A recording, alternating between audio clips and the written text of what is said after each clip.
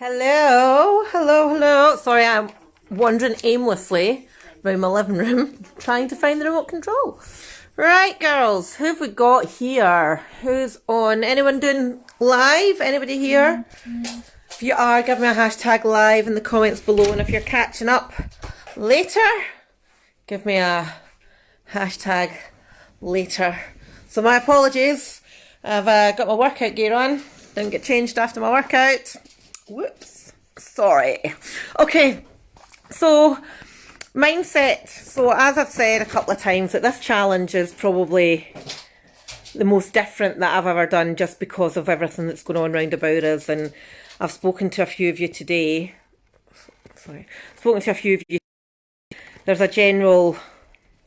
There's lots of different views and lots of different attitudes, and it's really good to see, because if we all reacted the same, then the world would be a very boring place.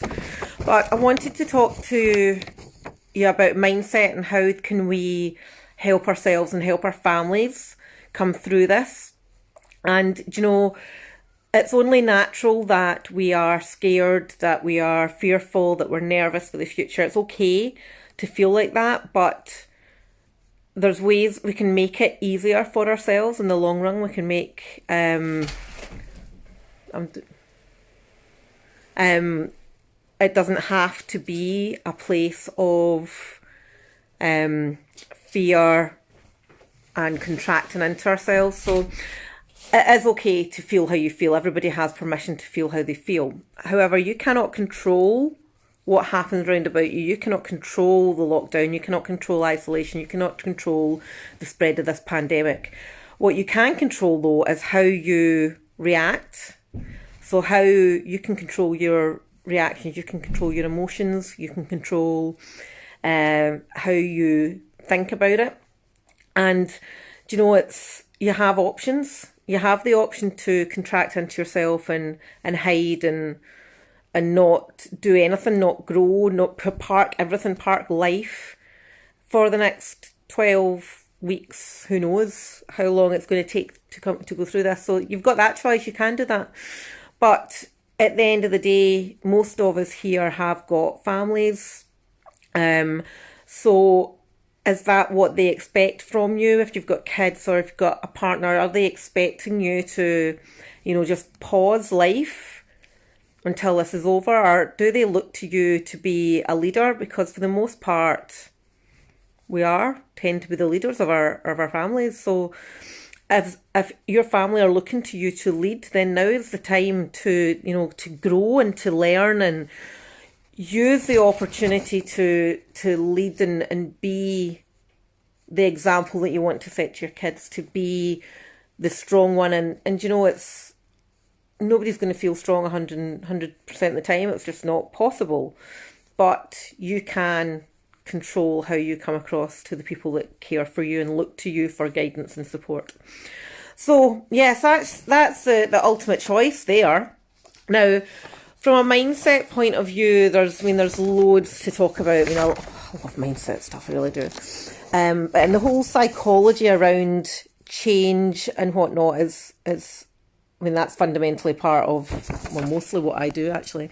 But when we're talking about mindset, we can look at it in different ways. So we can look at it in terms of a fixed mindset and a growth mindset. And a lot of you have probably already done this before in your line of work. But things that I'm hearing just now from clients, from some of you ladies in the challenge, from friends, is that it's too hard just now to do anything. It's too hard to make changes.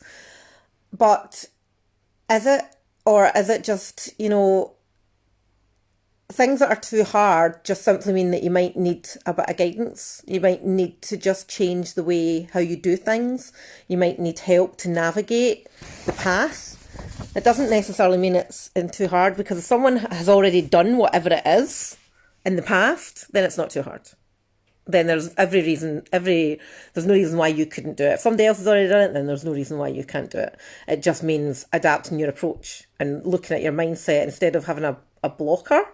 Then we see it as an opportunity. Something that we teach our kids is like, you don't say I can't do it. It's like, I can't do it yet.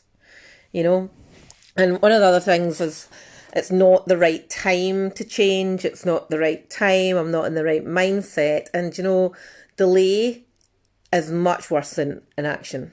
Like, the opposite of action isn't inaction, it's delay. Because if you keep delaying, and that's ultimately how people have been making decisions all their lives, is not the right time, or I can't afford it, or next week, or when this happens, or when we've had the holiday, or when we've moved house, or when we've bought the sofa. It's delay, delay, delay, delay. And all these little delays compound into a big delay. And before you know it, 10, 15 years have passed and you've not made those changes that you wanted to make. So the best thing for you is never in your comfort zone.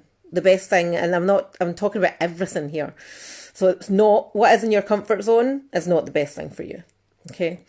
And if it's too easy, if whatever it is that you want to do is too easy, then it's not the right thing for you either, because you're not growing, you're not challenging, you're not get to the end of it and go, that was really worthwhile, so it's about, this is a challenging time, and this is where you can really step up and go, yep, I am going to get through this, and I'm going to get through a stronger person, I'm going to help those round about me get through it as well. And failure, this is one thing that I hear a lot from, is failure equals fear. People are scared of failing. And, that's absolutely fine. Like, I hate failing. I hate it. I'm such a competitive person that I just hate it. But what I have learned over the years is that there is always going to be someone better than you at something. Always. Unless you are, of course, an Olympic athlete. And you're amazing, you're number one in the world, I salute you. But there's always going to be somebody better at you, and there's always a chance of failure in anything that you do. But instead of having this fear and this bubble of fear of I'm scared that I might fail, it's look at it as a chance of success. So if we look at, I don't know, working with a client, and they're scared that they're going to fail. You're like, yep, you might. There's always that chance. However, if you've been trying to lose weight, to drop dress size, get your confidence back, whatever, for a year, for 2 years, for 3 years, what is the likelihood that tomorrow morning you're going to wake up and it's all just going to suddenly work and you're just going to start losing the weight it's just all going to fit into place? What are the chances of that happening, right? It's 20%, 10%, 20%. It's really, really low. But what are the chances that if you have the right plan, and if you have the right guidance and the right accountability, and you have the shift in mindset and you have the right nutrition, what are the chances of you actually succeeding? Now, from a personal point of view, I've got a 95% success rate, so 95% success. So you're weighing up your options there. So your chances of success are either 20%, if it all just magically falls into place, or 95%. So there is always a chance of failure, but there's always a huge opportunity for success. And that's that shift in mindset from that, coming from a place of fear and contracting in to a place of growth, So you can apply those principles to anything you do. You can apply them to going for a new job. You can apply them to losing weight. You can apply them to meeting a new partner. You can apply them to anything, So it's how you deal with things, how you react, that will dictate where you become in the material world. So I hope that made sense. Just a very quick live whilst the vegetables are boiling up. We're having some of the bolognese that I made yesterday, and I'm having it with broccoli and a small amount of spaghetti today. So yeah, any questions, can you pop them in? Any questions about mindset, pop them in this thread. It's really important, and especially it's not something that we really ever think about until we are forced to. And now in the world that we're living in, we are kind of forced to look at how we react and deal with things. And for the most part, it's really pleasing to see how people are reacting, but there's always a really good opportunity for you to review. So if anybody wants an extra accountability task today, then it's just have a look at your own reactions and that have been happening in your head over the past week, and see where you put yourself on this growth versus fixed mindset, and are you being the leader for those round about you to come through it. All right, so peace out. I am dead chuffed actually because I am now finished work for the day, and normally I don't finish work until 8:30. But I have got somebody. This is an example of growth versus fixed mindset. So I normally do take fitness classes as well, and I normally do 6 a week. However, I've put more fitness classes on over the next wee while because more people are working from home, they've got more time. So serving my community, doing them all online.